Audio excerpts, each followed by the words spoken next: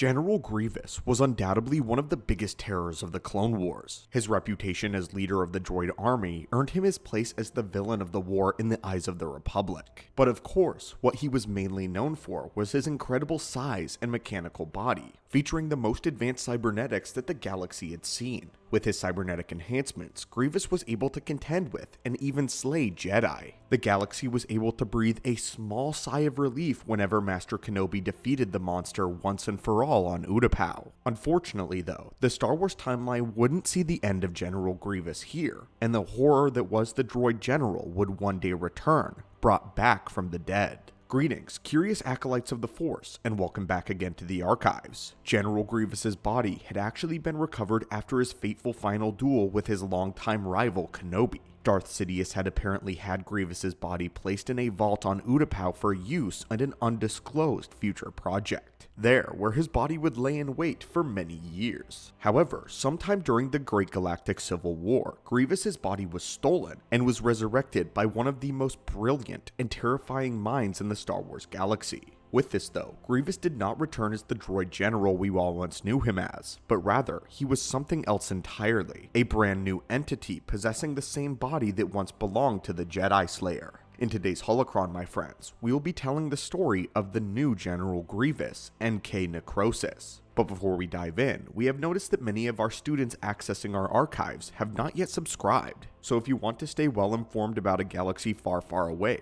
then consider subscribing and joining the Acolytes. Now my friends, let us begin. Grievous's body was thought to have been more or less lost after the battle in the Clone Wars. By all accounts, things happened so quickly after Grievous's death that hardly anyone cared enough to ask about it. Kenobi had vanquished the monster, and a few scant hours after sending word that he had been destroyed, Order 66 was executed. With the news of the war ending, the Jedi's betrayal of the Senate, and the reorganization of the Republic into the Empire, it was no wonder that there were very few people that really were looking for the body of General Grievous. Even the Separatists, the only ones that might have really cared, were still reeling from Count Dooku's death and facing persecution by the Empire. However, Sidious remembered Grievous, and for unknown reasons, stashed his body away in a secret vault on Utapau. We don't really know why Sidious didn't dispose of Grievous. Perhaps he had planned to use him in the future, or maybe he didn't want the body of Grievous to lead someone back to himself, since the dark side alchemy was actually used in creating Grievous's cybernetic body.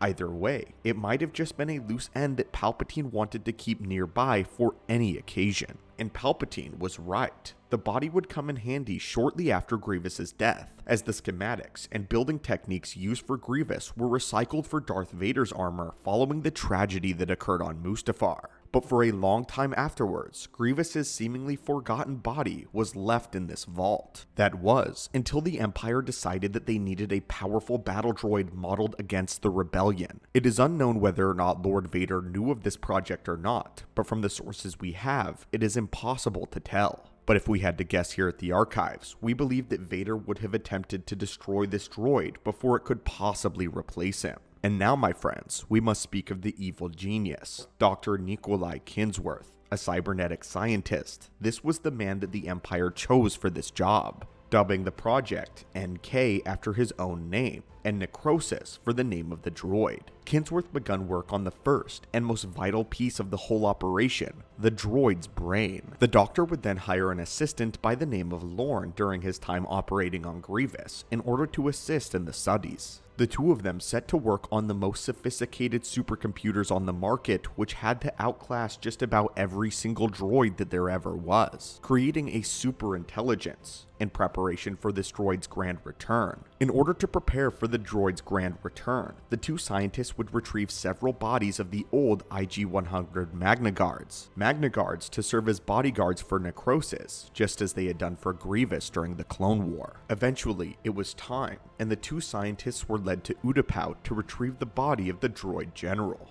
Along with Grievous's body, there were a few of his possessions, such as the deed to Grievous's starfighter, and the very blaster that had been used to kill General Grievous by Kenobi.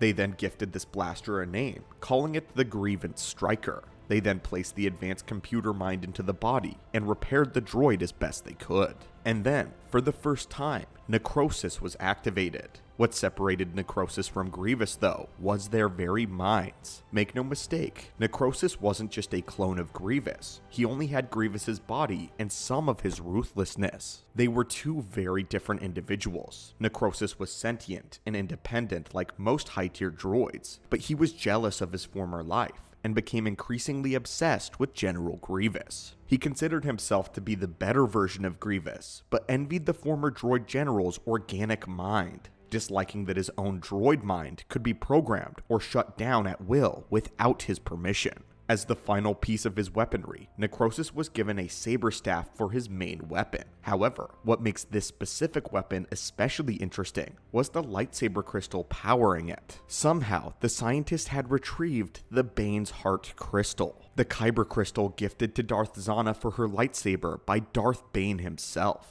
Zana had kept this crystal all her life and passed it down as an artifact along with other pieces of Sith lore and treasures. At some point though, the Sith had lost possession of the Bane's heart, and it was found in the way of the hands of an unknown Dark Jedi. A Dark Jedi who was once slain by General Grievous. The General took the Dark Jedi's lightsaber as a trophy, like he always did, unknowingly now having possession of a very important Sith artifact. The crystal would be recovered from Grievous's starship by the Empire following his death, and for more curious reasons that we aren't sure of, the crystal wasn't sent directly to Palpatine as it should have been, and instead ended up in the saber staff wielded by NK Necrosis. Little would anyone know that Sidious would never lay his hands on the sacred crystal at all from this point forward.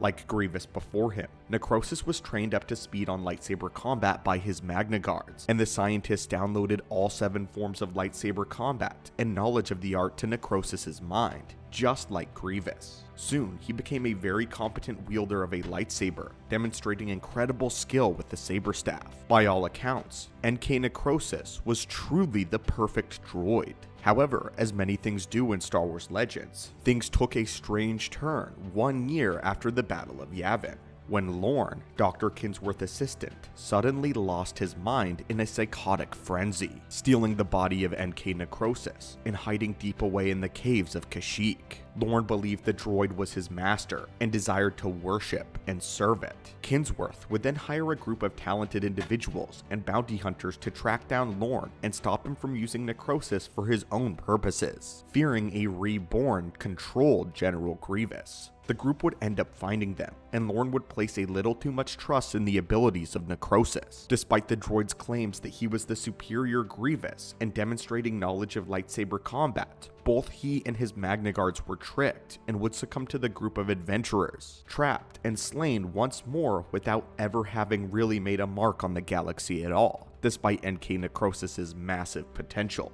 Most of the events of this story, both literally and figuratively, take place underground, so knowledge of all the happenings wasn't widespread. And from what we understand, not even Vader knew of this, or perhaps Vader did know all about this, but it was beneath his notice. All of these events occurred during the year following the Battle of Yavin, which would place Vader's interests firmly in finding one Luke Skywalker. He wasn't moping around his Star Destroyer with nothing to do other than micromanage Imperial projects like he was during the first 15-year period following the end of the Clone War. Vader had a one-track mind to finding the boy that destroyed the Death Star, meaning this is also where Sidious's mind was as well. And this is why it's likely that the Sith Lords neglected anyone trying to resurrect Grievous, or ever take high note of it at all. Of course, it ultimately did not matter, since the project turned out to be a failure. Necrosis was obviously far weaker than Grievous, as he and his guards were swiftly defeated by a team of bounty hunters, most of whom were blaster wielders. In the end, the scientists of the Empire placed all their eggs in one basket by betting it all on this single droid. The return of Grievous was mostly underwhelming, which is a shame considering he was wielding such an important artifact in the Bane's Heart Crystal. That crystal would be looted by mercenaries, and it is likely lost to the black market forever. But the mask of General Grievous somehow made its way into the collection of one Grand Admiral Thrawn.